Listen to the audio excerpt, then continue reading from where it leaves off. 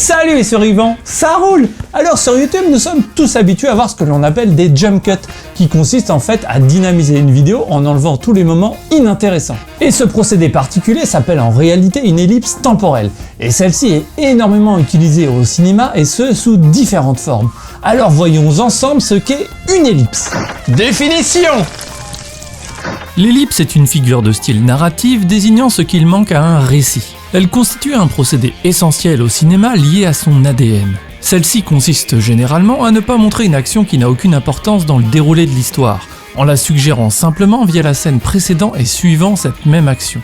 Ainsi, l'ellipse est principalement utilisée pour raccourcir le film et ne pas voir des acteurs effectuer des actions communes sans intérêt au développement de l'intrigue.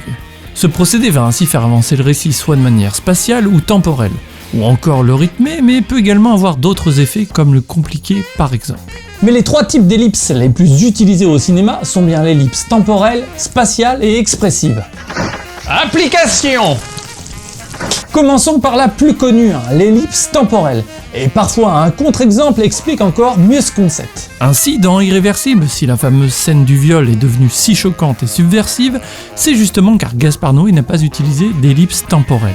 Alors qu'il aurait très bien pu nous montrer Monica Bellucci arrivant dans ce fameux tunnel, puis enchaîner directement sur un brancard où l'on apprend qu'elle aurait été violée, dédramatisant ainsi de suite la scène. Mais toute la fin du film n'aurait pas eu le même impact. Et il s'agit là d'un choix artistique réservé au réalisateur. A contrario, l'ellipse peut également avoir un fort potentiel comique, à ne pas sous-estimer.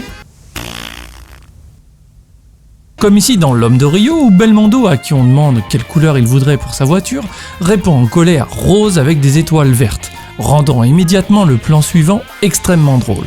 Un autre type d'ellipse utilisée est celle que l'on appelle expressive. Celle-ci consiste à garder au contraire des moments secondaires peu importants, mais qui appuieront des moments dramatiques. C'est par exemple ce que fait énormément Tarantino dans ses films, nous montrant bien souvent des dialogues assez inutiles, mais nous liant avec les personnages et augmentant l'impact des effets dramatiques sur eux.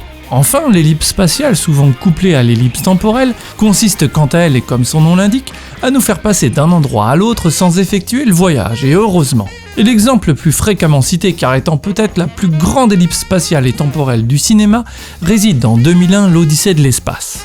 En effet, au cours de l'introduction de ce film réside l'une des plus belles ellipses où un os lancé par un primate se transformera en un vaisseau spatial nous faisant effectuer un bond de plusieurs centaines de milliers d'années dans le temps, mais également dans l'espace, nous permettant de comprendre toute l'évolution d'une espèce en seulement 2 plans.